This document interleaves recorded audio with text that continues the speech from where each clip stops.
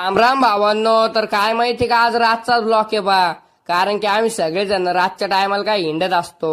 तर काय माहिती का, आम्ही बस स्टँडवर होतो तर तितक्यात काय बैलाची गाडी आली बा. यायचा काय बैल घ्यायचा विषय चालू होता बा काहीतरी. तर काय माहिती का, आमचा विचार काय आला माहिती का भावांनो, चला म्हणलं थोडं काय कामाक्षी देवीच्या मंदिरातून येऊ म्हणलं आपल्या.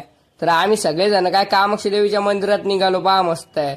तर काय पुढं कामाने म्हणलं आपली कामाक्षी देवीची, तर चला म्हणलं एक शूट घेऊन टाकू म्हणलं.